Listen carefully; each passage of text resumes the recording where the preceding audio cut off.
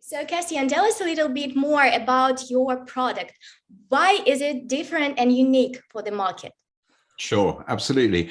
So as you said, it's an app which helps people pass their driving theory test in the UK, which is a test you have to take before you take your main driving test. There are a number of other products in the marketplace because there's an awful lot of people who take a driving theory test. It's about 1.8 million people a year. But there are two unique things to our app. First of all, my background is television, and I come from that background. And working in television, what's always very important and works very well in the television context is talent, presenters, people who audiences trust and trust to be a companion for them for a television program. So our idea was that we could take that same approach to app development, and that in an educational space, we could bring somebody to this space who users would trust that the product would be good and that they would be safe in their hands.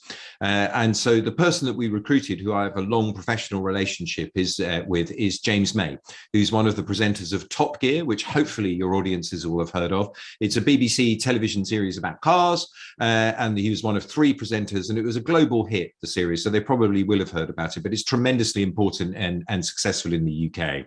And James and the other 2 presenters have gone on to do a series for Amazon as well, so he remains a much loved personality in the United Kingdom, and a much loved personality who's known for his expertise in driving and in being a good and sensible and safe driver. And so, as I say, I had a long acquaintance with him, and so when we were exploring this, I did think, well, wouldn't it be brilliant if James May could be part of this? And I ended up in a pub with him, and we were playing darts, and I suggested it, and he said, yes, I'd love to be involved. And so, as people will see, the name of the app is My Theory Test by James May. He's central to the app, and we can talk about how he appears in the app, etc. at another point.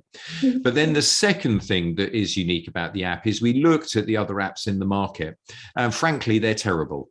They'd all been made many years ago. The people who developed the apps hadn't really updated them, and they provided a really quite difficult, quite dry, and quite boring learning experience. And just weren't very effective.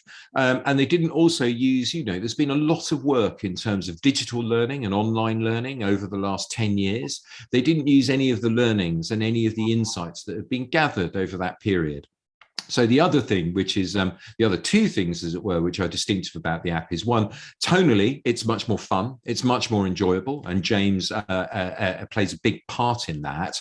But secondly, also, under the hood, there's quite sophisticated learning technology. The app uses a system called spaced repetition learning, which is an algorithm which has been developed to help you learn a large amount of information effectively. And what the app does is it tracks what you know, what you get right and what you get wrong. It knows what it is that you've got wrong, and it makes sure that you keep being reminded or re-asked the stuff that you've got wrong in order to reinforce the right answers for that area.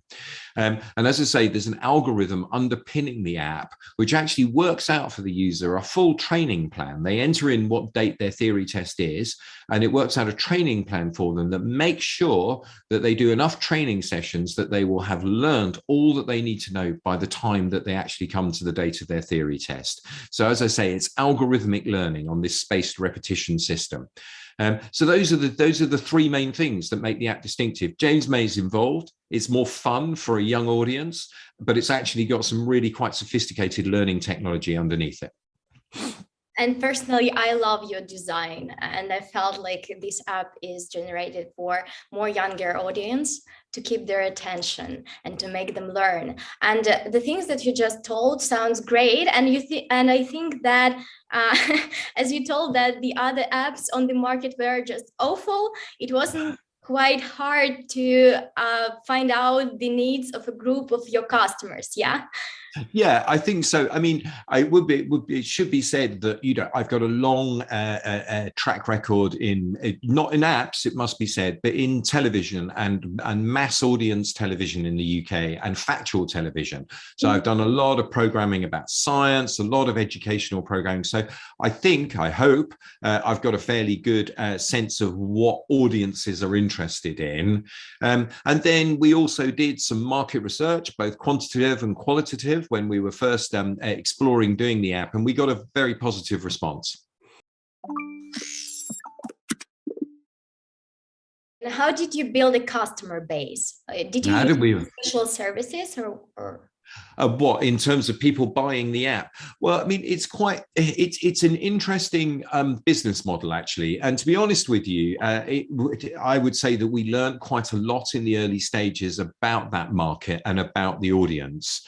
To be honest, we thought that the audience would be quite somewhat rashly, probably, that the audience would be quite focused, that they would take a lot of time, they'd be quite rigorous about how they approached learning for their theory test. We discovered, which probably shouldn't be a surprise, when you're working with 16 and 17-year-olds, actually, a lot of them don't think about their driving theory test until a week before. And so what we found was that we would get an awful lot of people who would, rather than using the app a lot over a long period of time, would use it very intensively just for a short period of time. And I think that does mean that it's a slightly different kind of app from the usual one, insofar as, frankly, our retention is quite low. People use it for a very specific function, which is to pass their theory test. And then, frankly, they delete the app and they get rid of it. But nevertheless, passing the test is really important to them. And so it's a paid for app, which is also quite unusual. And they are willing to pay the £4.99 in order to get a really good learning tool. The other interesting thing we discovered is a lot of people buy the app, and I think thinking that they're going to start training and learning for their test, then they delete it and then they re-download it a few days before their test and then use it in anger. So it's quite an interesting customer base. But as I say, it's an interesting customer base because it's not an ongoing one. It's more people using it for a specific moment in time. But there's an awful lot of people out there. Like I say, 1.8 million people a year sit that test. So there's a big market to exploit. Cassian, be honest, how long does it take to finalize the product concept? And how many iterations and pivots did you take on your side? Oh, I don't know. It took a while. I mean, I think that, we didn't work with you guys. We'll come on to working with you guys afterwards. We worked with a UK agency, first of all. And I think it was really challenging because actually, in terms of app development, there aren't that many products which come to market which are completely new. The developers that we were working with were very used to working with existing brands who were launching app products. And so that meant that they had design guidelines, they had looks and feels, they had UXs, all the rest of it that they could refer to. Whereas in this instance, we were really working from scratch. And starting from zero. And so that was quite complicated. And, I'll admit at the beginning, we did go down one path, which ended up as a complete dead end. And we really had to go, we're just going to have to stop this and just start again in terms of what the product was, how it worked, everything else like that. Luckily, the second time we got it right, or at least as right as we think it can be, at least for the moment. But we are always improving it. And again, we can come back and talk about that a bit. So yes, it was quite frightening. Gus, my business partner, and I had never made an app before. So that moment when we got where we thought, hang on, this is just completely going down the wrong path, that was quite frightening. But I will say that the developers we were working with, they were really supportive about it. And we were able to do a U-turn, as it were, go back up to the top of the hill and start again. And that makes it exciting. Your journey, it's special because you could call it exciting. You could also call it nerve-wracking as well. But yeah. But when you get to a good thing at the end, then it all feels worthwhile. I bet it is. And did you build up a pilot team before the first kickoff? Or were just you two? I think, well, we worked with a partner and really, the initial development was really just Gus and I, exploring the market, seeing what was out there and trying to define what it was that we were looking at. And then with a couple of friends who were experts. But really from there, I would say that we went into production pretty fast. And as I say, perhaps possibly too fast because we ended up going down a path which wasn't quite right. So I would say to people watching, do take the time to really feel confident with what your product is and how it's working before you press go on production, as it were, on actually making it. Although, of course, the problem is that it's actually sometimes only by virtue of going into the process of production that issues emerge that you then have to respond to. So, that doesn't mean that you'll get it right before you go into production, but try and get as much of it right as you possibly can. And what challenges did you face during the app implementation? How did you solve them? I think that really the issue, the real challenge was around the spaced repetition algorithm and the learning tools. And it was really, again, we were having to build that from scratch. There was nothing off the shelf that we could take. So that actually meant that there was some quite intensive code work, quite intensive actual programming about how this spaced repetition algorithm would work, how it tracked users' progress, how we then stored that data, where we stored that data, which ultimately ended up being on AWS. How do we get that data back again, et cetera, et cetera. So actually, I suspect, forgive me, unlike quite a lot of kind of app products, there was some proper computer science in there as well in terms of getting it right. And that was, that was challenging. And again, the developers did a terrific job with it, but it was hard work to get right. And it's quite essential to choose the right stack of technologies from the very outset before even creating the minimum valuable product. What was your story here? Did you use some advisors or maybe any services, or you just did it yourself? Well, no, it was really on the recommendation of our initial development partners, which is we knew that we wanted to build an app. We also knew that we wanted it to be an iOS and Android app. And so therefore the tech stack and the approach that we took was determined by that. And the key thing, I'm now going to really embarrass myself because I can't remember the name of the tech stack that we use in order to build it. It will come back to me in a moment. But basically, it's a development stack that allows us to build for both iOS and Android simultaneously, and that worked. That has worked very effectively. And that was really the key, as it were, development decision that we needed to make at an early stage, which was that rather than building separate code bases for iOS and Android, we'd build a code base under this system, which I'm now going to have to go to Google. This is terribly embarrassing to remind myself. So basically, the critical decision was to use React Native, which has worked really well for us. What marketing strategy did you use for promoting the app from the outset? Maybe you changed it somehow after. We did, yeah. So we used with the marketing strategy has principally been digital advertising. So we started off with Apple ads, Apple search ads on the App Store, with Facebook and with Google. And it became rapidly quite clear which were the most effective ones. The Apple search ads were effective, but very expensive. It was quite competitive in this area that we discovered. So the bid prices against the key search terms were really high. And so whereas on Facebook, using Facebook Ad Manager, which is Instagram and Facebook, that was more cost effective. So we started to double down on that. And Google really didn't do anything for us at all. It's really about managing. It's a very specific funnel for a paid for app. Quite unusual, a paid for app. And I should say this is, we are thinking about changing the model and exploring that. But as a paid for app, really it's about a critical funnel of finding people who are willing to pay and then driving them to the App Store as quickly as possible. The challenge that we had with the Apple search ads was kind of people were already there and kind of knew which product they were looking for. So it was a bit too far down the funnel. The problem with Google was it was kind of just vague search. So it was a bit too high up the funnel, whereas Facebook seems to be at the right point in the funnel for us, which is people who are enthusiastic about buying something but don't quite know which one they want to buy. And so we've kind of consolidated the Apple search ads. We've just done down to the Apple's auto suggest, which has been very cost effective for us. We're really working with Facebook at the moment. Google we've gotten rid of, but the main one that we've changed and moved into is TikTok. And TikTok, we started doing advertising on this summer and has proved as effective for us as Facebook. And I really recommend it for people. They've actually done some really good work on their advertising platform over the course of the last 6 months. And it's very effective. It's very easy to use, actually easier to use than Facebook's, and has proved really good for us.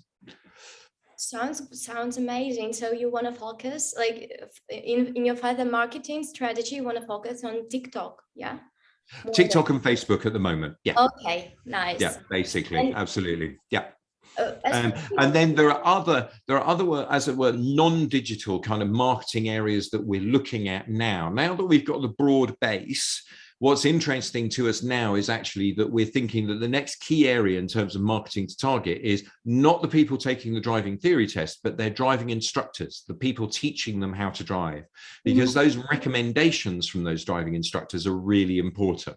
So we're thinking about ways that we can access them in order to be able to get them to be able to promote our app on our behalf. Nice. It's like ambassadors, yeah, of your app. Exactly. That's a great idea actually. I think that marketing is like quite essential part of any product to sell it and to spread it all over the world. But I also think that an internal communication aspect is not less important. And maybe you can give some pieces of advice about what fundamental steps can smooth the internal communication establishment, because during the approbation, you see so many mistakes and you need to correct them efficiently and fast. Yeah.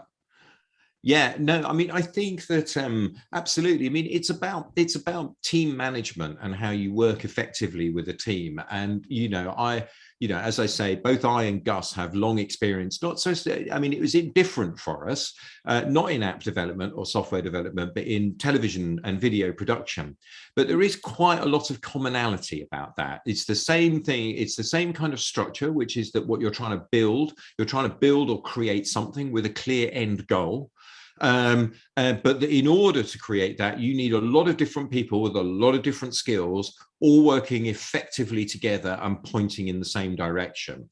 So I think that, hopefully you guys will say, and hopefully the previous developers will say as well, that we were good to work with. We certainly got good reviews.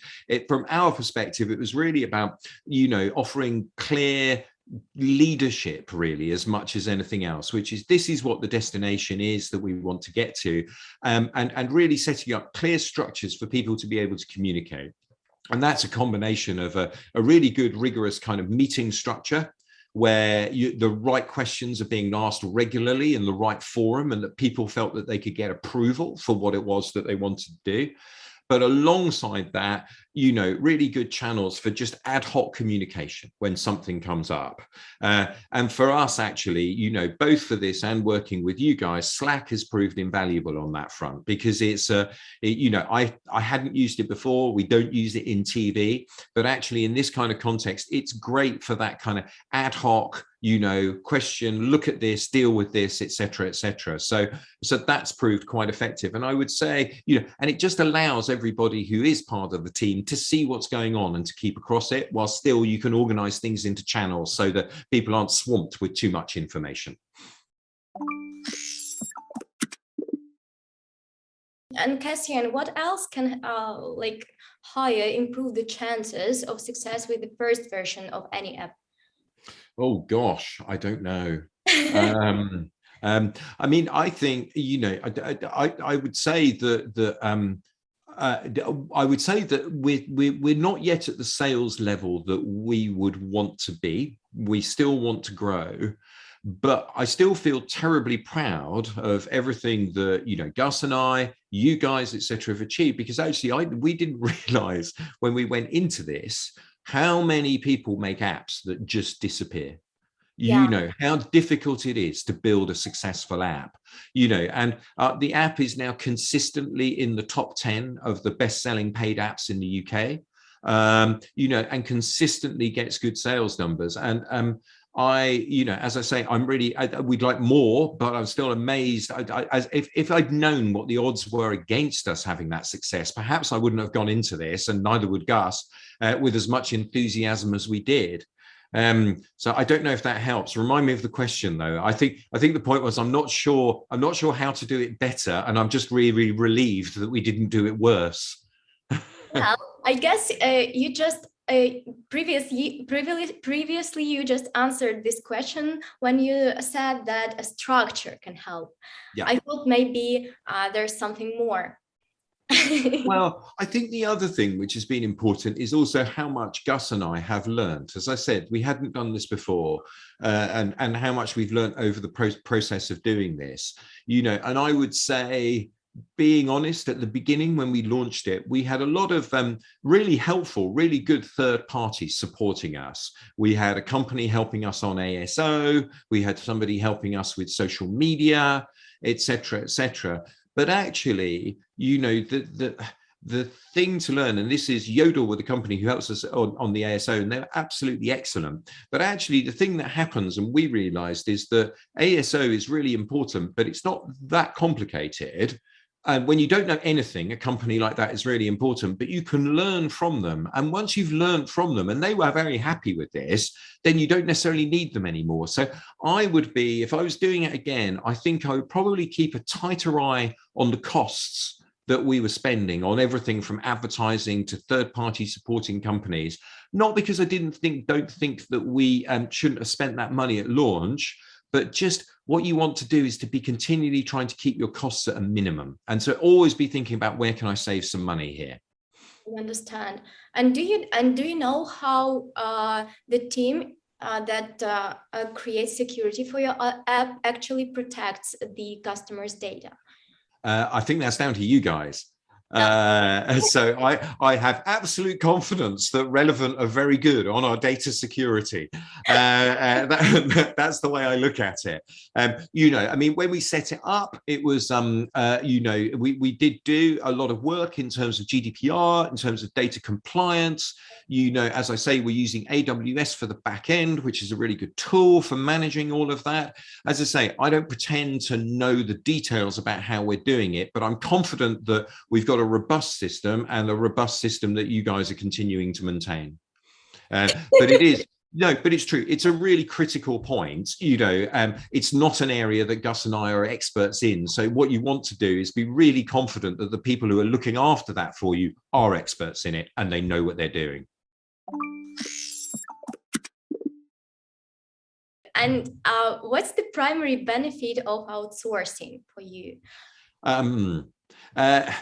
Being absolutely honest, it's price. I can't pretend otherwise. Well, that was the key driver for doing it. It was simply, agencies in London can be really good, but the rents are much higher, etc., etc. So it just means it's more expensive to be working with them UK-based teams. But I would also say that's not been the reason why we've continued with outsourcing. And the reason we've continued with outsourcing is it's incredibly effective. Working with you guys has been fantastic. The level of expertise of your developer teams is as good as the people that we get in the UK. And actually, I would say that you guys are able to, I think you've got a fantastic talent base of programmers and coders over there in Ukraine who are of excellent standards, and actually it's more challenging to find people of that quality in the UK. So the quality of work that you guys have been able to do for us has been absolutely of the standard that we need.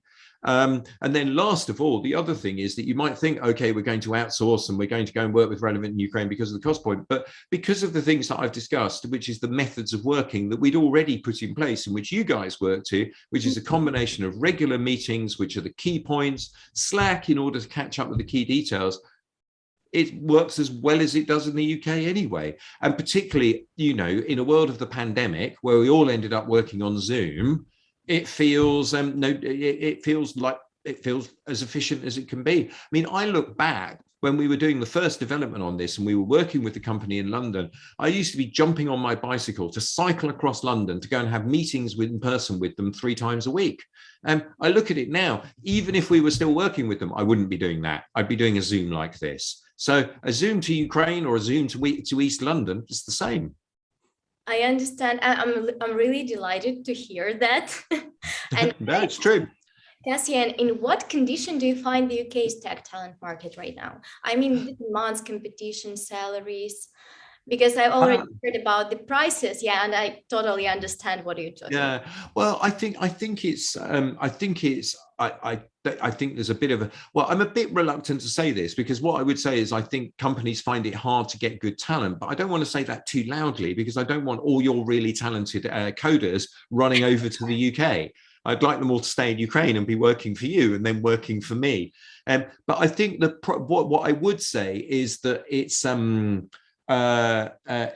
quite frantic and it's quite high paced, and that for developers, I think it's quite exhausting.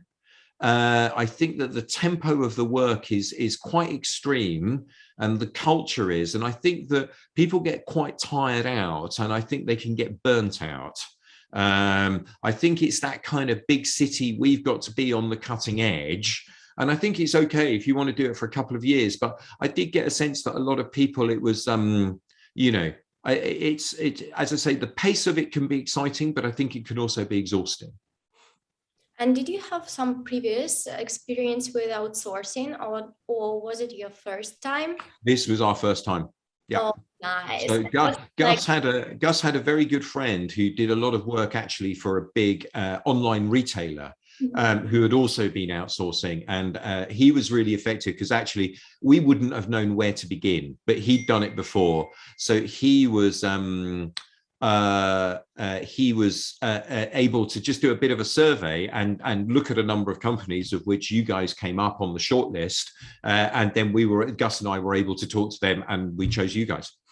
and do you consider mixing internal and external teams as a profitable option for future? I think I like we Gus and I like to keep things very lean and efficient. You know, in the world that I come from, which is television production, you tend to have a very small internal team, and you really just use freelancers and external resource for pretty much everything that you do, and that's very much the way that we've kept it. So really, Splink Industries, the company, is really just Gus and I. And then everything else is done by outsourced people. So we have freelancers for the design, we have you guys working on the development, and that's absolutely fine. Gus and I are very used to that. We're very used to dealing with freelancers on an ongoing basis. And truth be told, we're not big enough yet to justify having people full-time on staff. So actually, it works very effectively for us. I want to ask you for some pieces of advice for our readers. Maybe you can give us some valuable tips that can push any project to success. Oh, I don't know. Does this count as success? I think so. I mean, I think that I think you need to be realistic about what it is that you can do. You need to work with your developers. You know that it's challenging. As I say, I'm not an app developer. I am a creator of, you know, a creative. I'm not quite sure what. Both Gus and I are very used to running creative businesses, but it's about, you know, it's about finding the right partners to work with, e.g. you guys, and then having confidence in and trusting them about what it is that they're doing, and building a good relationship and a trusted relationship. And I think that's got to be at the heart of it, which is that you have to acknowledge, you know, software development and product development is a complicated business. No one person knows all the details of what are required. So that means that you have to have really good trust across your team, that that person who's got response, and you need to have really good people as well. But then when you've got the good people, you want to trust them and let them do what they're doing. But be there for when there's a problem, and be supportive when there's a problem. So rather than, if there is a problem, rather than kind of stamping the table or doing whatever, be proactive and positive about finding solutions and finding workthroughs. And I really enjoy that process, as does Gus, which is that you can, sometimes you can feel like you hit a brick wall, you don't know what the next step is, but I really like that kind of problem solving and working with people to work out a solution to the problem. And that's about, as I say, it's about being positive, about trusting what they know, but also trusting that you, i.e. me or Gus, have a bit of distance on it, and we might be able to think of something which is a better solution or something that's more efficient, you know. So that's the way that I think that's the best way to do it. Get really good people, trust them to do what they're doing, and collectively set yourself goals which are reasonable and which are achievable, but most of all, that people feel that they're really making progress and enjoying themselves as they meet each goal. It's kind of a game thing, yeah. Yeah, or it's a journey, or it's kind of like a story, as it were. You know, I would say that when we started this again, I think Gus and I had in our imagination that we would just make the app and then we would put it on the market and that would be it, you know, and that would be fine. And then we'd make some money. It's not like that, but actually I quite like that. It's not like that because in terms of marketing, you're always having to come up with new marketing angles, new stories. You can't just keep using the same stuff. So sometimes we have sales, we get James May to do promotional things, etc., etc. But the other thing is with the product itself, it really is about continual improvement and about, okay, we can make this bit better here, and then we can make this bit better here. And actually, if we do this, then this, then this, then this, then we can get to here. And actually, again, I quite like this bit of just working step by step and improving bits of the app with an overall strategic goal about where we want to get to. Cassian, I think we are done with all the questions for these 25 minutes. And no problem. I want to thank you so much. I greatly appreciate that you find this time on your calendar, on your busy calendar. Thank you so much for your time. No problem, Alekam. Very good. Thank you. Thank you.